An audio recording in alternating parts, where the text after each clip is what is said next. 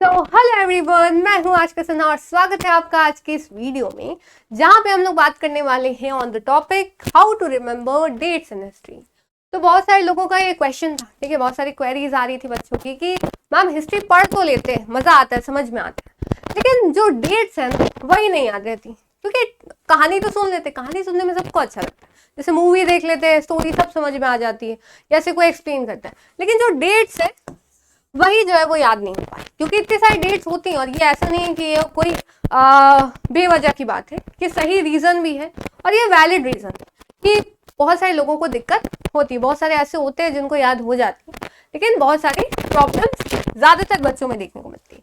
तो आज इसी के बारे में हम लोग बात करने वाले हैं कि कैसे हम लोग हिस्ट्री की डेट्स जो है वो याद रख सकते हैं। ठीक है, तो सबसे पहले अलग अलग पॉइंट्स पे बात करेंगे। ऐसा नहीं कि कोई ट्रिक बता देंगे कि आप आराम से जो है आपके दिमाग में आएगा, या कोई ब्रेड जो है वो कोई गैजेट दे देंगे आपको, जैसे होते हैं ना कार्टून्स वगैरह में दिखाते हैं, ऐसा कुछ भी नहीं है।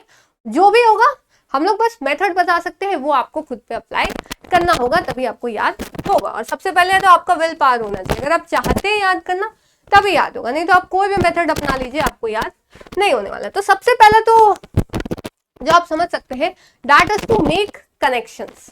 क्या कनेक्शन? अब क्या, जैसे आप कोई भी डेट याद रखते हो ना, अगर आपको याद नहीं होता है कोई इंपॉर्टेंट चैप्टर, तो आप उसके कनेक्शन बना लो आपस में। जैसे मैंने यहाँ एग्जांपल क्या दिया है कि आपके बर्थडे के आसपास अगर कोई डेट है, तो ठीक है, एक मिनट, बर्थडे के आसपास अगर कोई डेट आता है तो फिर आप उसको कर सकते हो कि हाँ, जैसे मान लेते हैं कि अगर किसी का बर्थडे मान लेते हैं आता है कोई भी डेट मान लेते हैं अगस्त के बाद, ठीक है, मान लेते हैं किसी का 10 अगस्त को आता है, ऐसे 15 अगस्त तो सभी को याद होता है, लेकिन फिर भी फॉर एग्जाम्पल तो वो उसको याद है कि मेरे बर्थडे के 5 दिन बाद हम लोग आज़ाद हुए थे, ठीक है, ऐसा। तो आप ऐसे करके जो है इसको याद कर सकते हो, समझ सकते हो, ठीक है। जैसे 26 नवंबर को जो है वो कॉन्स्टिट्यूशन बन के तैयार हुआ था। अगर किसी का बर्थडे जो है वो 27 को है या नवंबर में ही पड़ता है, तो फिर वो ऐसे करके याद रख सकते हैं। अब ये बहाना नहीं बना सकती मैम मेरा बर्थडे तो नवंबर में आता ही नहीं है, तो आपके मंथ में आता होगा, तो ऐसे करके, मतलब सिर्फ बर्थडे ही नहीं है, बहुत सारी डेट्स आपके पूरे हर एक मंथ में कोई ना कोई डेट होता है, तो आप उससे रिलेट करके, उससे कनेक्ट करके याद कर सकते हैं, ठीक है। सिर्फ डेट्स की बात, मतलब डे की बात नहीं हो रही, मंथ्स भी याद कर सकते हो कि इस मंथ में ऐसा हुआ था, इस मंथ में ऐसा हुआ था, ठीक है। जैसे मैं अगर एग्जाम्पल दूं तो मेरा बर्थडे जैसे 10 मई को आता है, ठीक है, तो उसी दिन जो है वो रिवॉल्ट ऑफ 1857 स्टार्ट हुआ था ऑफिशियली। तो ऐसे करके मैं याद कर सकती हूँ, और सही में आता है, ऐसे नहीं है, ठीक है, सही में आता है, तो ऐसा है, तो आप ऐसे याद कर सकते हो। फिर आते हैं ड्रॉ टाइमलाइन, जो मेरा स्पेशल है, जो मैं ऐसे ही याद रखती हूँ, ठीक है, कि आप टाइमलाइन बना के क्रोनोलॉजिकल ऑर्डर में, कि जैसे महात्मा गांधी, जैसे हम लोग अभी मॉडर्न हिस्ट्री देखने वाले इंडियन नेशनल मूवमेंट के इंपॉर्टेंट डेट्स, तो आप वैसे करके याद कर सकते हो कि क्या होगा कि इसके बाद ये होता है, इसके बाद ये होता है, क्योंकि आप रैंडमली उठा के याद करोगे, बैठ के रटने लग जाओगे कि नन कॉपरेशन मूवमेंट ऐसे हुआ था, ऐसे हुआ था, तो नहीं याद होगा। आप अगर याद रखते हो प्रॉपर कि गांधी जी ने शुरुआत कहाँ से करी थी, 1915 में वो आए थे, 16 में बीएचयू में स्पीच दी थी, 17 में चंपारण में हुआ था सत्याग्रह, 18 में ऐसे हुआ था, तब आप ऐसे ऐसे करके याद करोगे ना, तब आपको याद होगा क्रोनोलॉजी में, ठीक है, तब आपको एक एक डेट याद होगी। और सबसे अच्छी बात यह है डेट के साथ क्या क्या चीजें हुई थी वो भी आपको समझ में आएगी, ठीक है। तो ये है कि टाइमलाइन आप देख सकते हो, समझ सकते हैं। अगले पे बात करते हैं, अगला आता है ग्रुप इवेंट्स, कि आप एक सेंचुरी उठा लो या फिर एक टॉपिक उठा लो, जैसे हम लोग अभी एग्जांपल देखने वाले हैं। जैसे सिर्फ मैंने गांधी जी पे बात करी अभी, तो उनके सारे डेट्स एक बार में याद करो, रैंडमली याद तो बिल्कुल भी नहीं करना, चाहे आप कैसे भी याद करो, रैंडमली याद आपसे नहीं होगा, या आप याद समझ लीजिए, ठीक है। तो कोई भी टॉपिक उठाइए, उससे याद कर लीजिए। जैसे बात करते हैं अगर रिवॉल्ट ऑफ 1857, तो उससे रिलेटेड जो भी डेट्स है, हालांकि उसमें डेट्स बहुत कम है, लेकिन आप ऐसे करके याद कर सकते हो, ठीक है। फिर आते हैं प्रैक्टिस ऑफन, और जब तक आप प्रैक्टिस नहीं करोगे, पीछे वाले मेथड तो आप लगा लोगे, लेकिन आप भूल जाओगे, क्या करोगे, भूल जाओगे। जब तक आप प्रैक्टिस नहीं करते तब तक आप याद नहीं कर सकते हो। आप एक डेट को, जैसे आप रिवाइज कर रहे हो कोई चैप्टर, तो उसके डेट्स पहले लिखो, डेट्स, अगर आपको डेट्स याद है ना, तो आपको हर चीज याद हो जाएगी, आप कॉन्सेप्ट समझ जाओगे।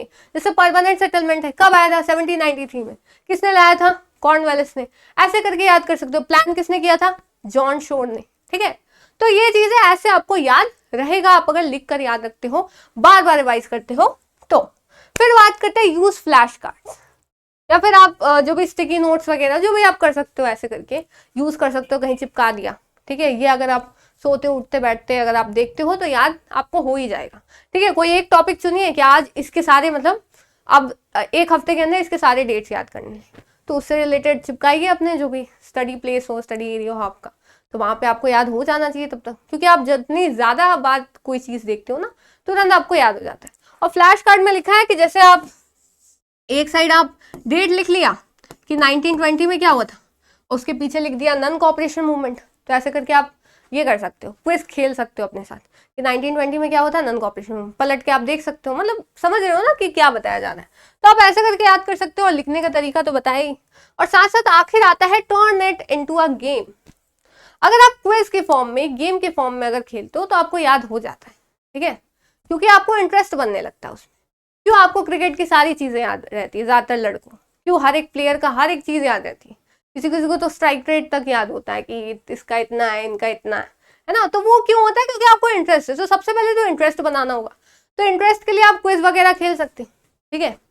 तो ये चीज आपको ध्यान में रखनी।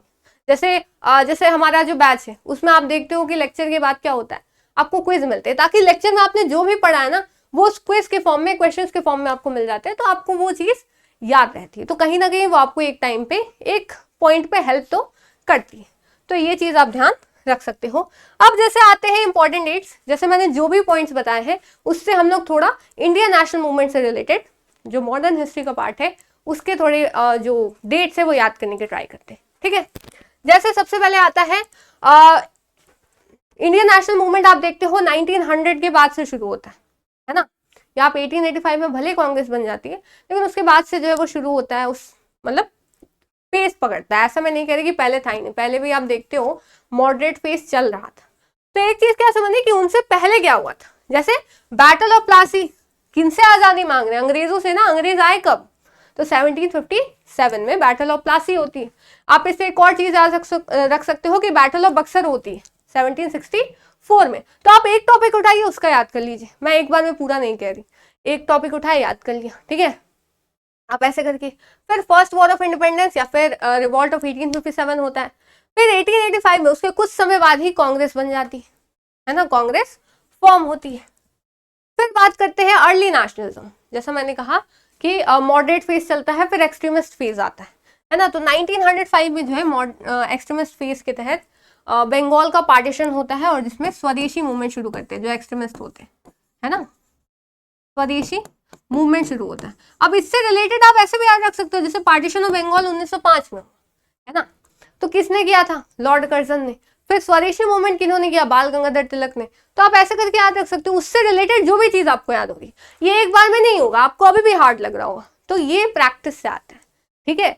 कि मैं भी जब स्कूल में थी ऐसे नहीं था कि सारी ही चीजें याद है, नहीं, वो धीरे धीरे आपको प्रैक्टिस से आएंगी, ठीक है। तो आपको ऐसे ये सब प्रैक्टिस करनी है, वही कहा ना मैंने, अगर आप चाहते हो तो आप कर लोगे। फिर आते हैं जो रिवॉल्यूशनरी एक्टिविटीज हुए थे, या आप टाइम में बांट लो ना, चलो 1905 से 1920 में या 1919 के बीच में जो भी चीजें हुई इसको याद करते हैं। तो हम लोग यहाँ सिर्फ गांधी जी की बात नहीं कर रहे, ऐसे बात करें, नहीं तो इसमें गांधी जी का भी जिक्र आता है। जैसे 1906 में मुस्लिम लीग बनती है, ठीक है, 1906 में मुस्लिम लीग बनती है। 1911 में जो बंगाल को हटाया गया था वो वापस से जोड़ दिया जाता है, और हटाया कब गया था, 1905 में, मैंने बताया। 1915 में क्या होता है, महात्मा गांधी जी वापस आते हैं। 1916 में जो आईएनसी और मुस्लिम लीग जो दोनों कॉन्फ्लिक्ट में चल रही थी, मैं हिस्ट्री एक्सप्लेन नहीं कर रही, इसलिए ये मत सोचिएगा समझ में नहीं आ रहा, हम लोग बस डेट की बात करें। आईएनसी और जो मुस्लिम लीग थी वो सब आपस में एक पैक्ट में आ जाती है, जिसको हम लोग लखनऊ पैक्ट भी कहते हैं। तो आप एक बार में ऐसे भी याद रख सकते हैं, सारे पैक्ट को आपने एक बार में याद रख लिया, जैसे पूना पैक्ट है, लखनऊ पैक्ट है, ठीक है, गांधी इरविन पैक्ट है, तो आप ऐसे करके याद रख सकते हो। जैसे लखनऊ पैक्ट 1916 है ना, गांधी इरविन पैक्ट 1931, ऐसे करके याद करिए, ठीक है। पूना पैक्ट कब हुआ था, 1932, ऐसे चलता है। फिर 1919 में जालियांवाला बाग होता है। फिर आप गांधी जी के बारे में बात करोगे तो उनके सारे मूवमेंट्स आप ऐसे याद रख सकते हो, ठीक है। तो ये आपको एग्जांपल दिया जाए, जैसे नन कोऑपरेशन मूवमेंट 1920 से 22 चलता है, सिविल डिसोबीडियंस मूवमेंट 30 से 34 चलता है ना। ऐसे ऐसे करके आप याद रख सकते हो, समझ सकते हो, ठीक है। तो यहाँ पे आपके एग्जाम्पल दिए हुए। तो कमेंट सेक्शन में जो है आप जरूर बताइएगा कि आपको क्या डेट्स याद हुए, जो मैंने डेट्स दिए बस वही याद करिए, ठीक है। तो कमेंट सेक्शन में ये जरूर बताइएगा कि आपको ऐसे करने से डेट याद हुए, अगर होते हैं तो अच्छी बात है, नहीं होते हैं तो फिर आपको बताया जाएगा, ठीक है। तो ये सारे डेट्स आप यहाँ पे देख सकते हो, अलग अलग डेट्स आपको दिए हुए। अब इस पे जैसे टुवर्ड्स इंडिपेंडेंस है ना, जैसे आप देख लिए कि इंडिपेंडेंस के पास में 40 से वो लोग पाकिस्तान की डिमांड करते हैं, 42 से क्विट इंडिया मूवमेंट शुरू होता है। अब एक क्वेश्चन आपसे ये है कि भाई क्विट इंडिया मूवमेंट शुरू क्यों हुआ, है ना, गांधी जी ऐसा पे क्यों आ गए कि एकदम डू और डाई, जैसे डू और डाई दिया था ना गांधी जी ने, तो ऐसा क्या हुआ था, तो ये आपको बताना है, ठीक है। मैं यहीं पे बता दूं कि वर्ल्ड वॉर 2 जो है, सेकेंड वर्ल्ड वॉर शुरू हो गया था।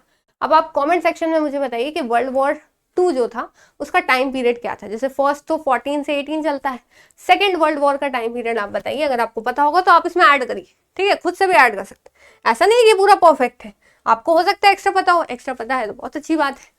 तो इसी के साथ मेरे हिसाब से आपको बातें जो मैंने समझाने की कोशिश की वो आपको समझ में आई होंगी। तो फिर मिलते हैं नेक्स्ट वीडियो में, जहाँ पे हम लोग ऐसे ही जो आपके रिलेटेड टॉपिक्स है उस पर हम लोग बात करने वाले हैं। चैनल को ज़रूर से ज़रूर सब्सक्राइब कर लीजिएगा ताकि आगे आने वाली अपडेट्स, वीडियो, लाइव सेशंस, सब चीज़ों की नोटिफिकेशन आप तक मिलती रहे। तो जो मैंने क्वेश्चन पूछा है कमेंट सेक्शन में उसका आंसर ज़रूर दीजिएगा कि सेकेंड वर्ल्ड वॉर का टाइम पीरियड क्या रहा है। तो फिर मिलते हैं नेक्स्ट वीडियो में, तब तक के लिए thank you so much and bye bye.